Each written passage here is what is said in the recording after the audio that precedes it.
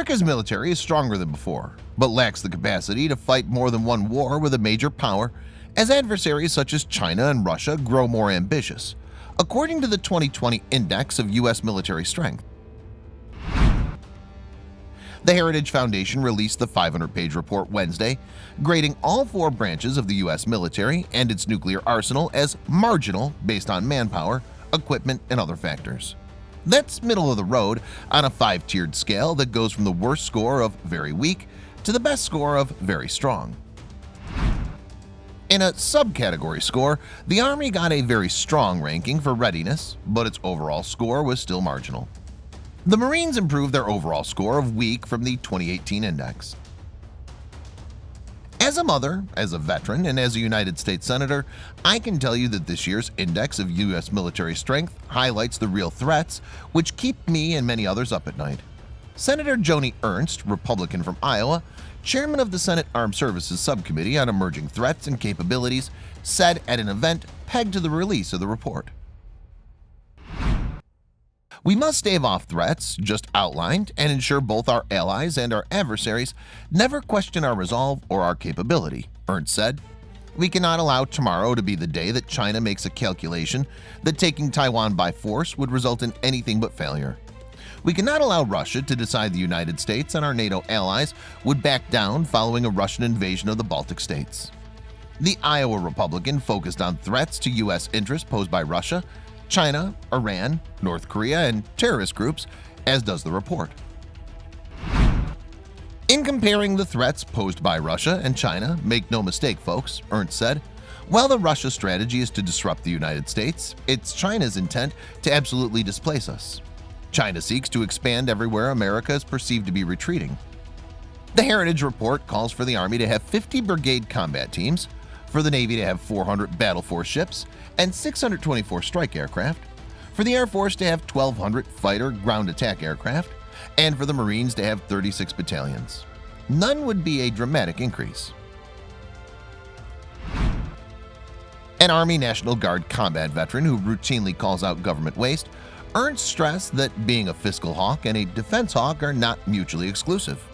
She concurred with the Heritage Report on the need to modernize the military and stop spending on outdated equipment. Military modernization efforts implemented by Russia and China have borne fruit, Ernst said. These adversaries are investigating capabilities that seek to offset American strengths and military advantages, she said. Russia is investing in hypersonic weapons, disruptive cyber capabilities, and modern aircraft to project its power abroad, deploying bombers to Venezuela and South Africa, Ernst said. The use of hybrid warfare and information manipulation coupled with these technologies gives Russia an asymmetric advantage in many of the regions it operates. China, Ernst said, has rapidly invested in anti-ship ballistic missiles, hypersonics, and artificial intelligence, while significantly growing the size and capability of their naval forces. The goal? Challenge American primacy in the Pacific, she added. The Index of U.S. Military Strength doesn't consider political calculations of where the U.S. military is or should be deployed, but instead is an examination of readiness. On average, the U.S. has been involved in a war every 15 years since winning the Revolutionary War, said Dakota Wood, Senior Research Fellow for Defense Programs at the Heritage Foundation and the editor of the index. Going back to the Korean War, the U.S. has had roughly the same size fighting force for each conflict. To handle two major wars at current levels would cause a significant strain, Wood said. The Air Force has the same number of squadrons today as during the Cold War. What we're saying is the military needs to be bigger. It needs to have something other than 30 or 40-year-old platforms, and it needs to be able to train sufficiently so that it's competent, Wood said. Because if you want to deter bad behavior by someone else, if they don't view you as competent, then there's no deterrence. So you're actually incentivizing bad behavior that leads to war. The index finds that the Army has continued to increase its readiness, but says it continues to struggle to rebuild end strength and to modernize the force for improved readiness in some units for current operations. On the Navy, the report says that manpower presents a potential problem, as does obtaining adequate funding to increase the number of ships in the fleet more rapidly. On the Air Force, the report says, shortages of pilots and flying time have degraded the ability of the Air Force to generate the air power that would be needed to meet wartime requirements.